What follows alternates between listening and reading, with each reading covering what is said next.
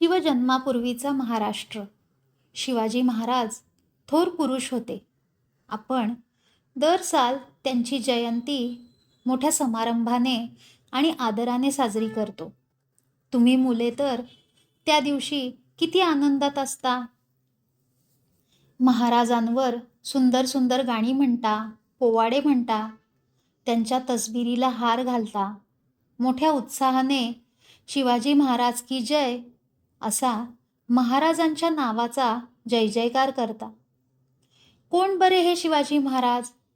अशी कोणती मोठी कामगिरी त्यांनी केली?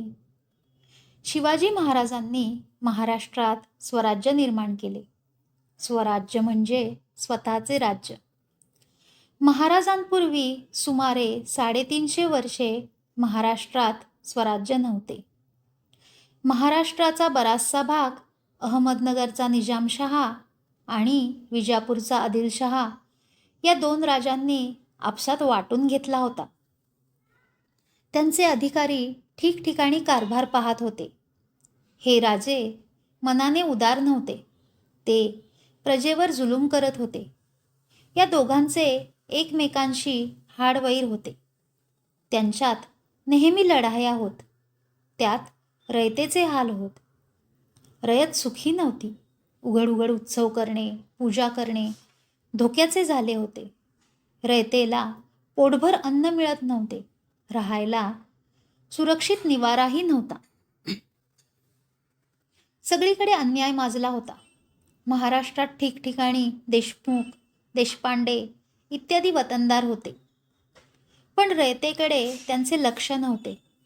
देशावर त्यांचे प्रेम नव्हते. प्रेम होते फक्त वतनावर, जहागिरीवर. वतनासाठी ते एकमेकांशी भांडत, आपापसात लढत. त्यात रयतेचे खूप हाल होत. या साऱ्या गोष्टींमुळे रयत त्रासून गेली होती.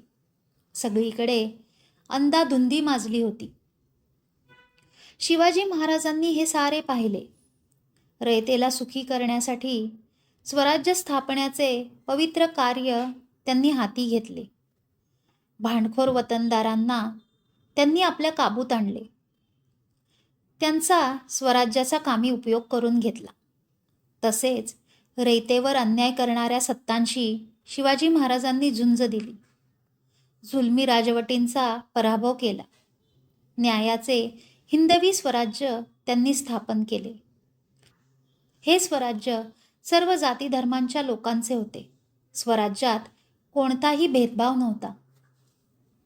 शिवाजी महाराजांनी स्वराज्यात हिंदू, मुसलमान असा कोणताच भेदभाव केला नाही. सर्व धर्मातील साधू संतांचा त्यांनी सन्मान केला. त्यांना वर्षासने लावून दिली. अशी ही महाराजांची थोर कामगिरी पाहिली की आपल्याला प्रेरणा मिळते, स्फूर्ती मिळते.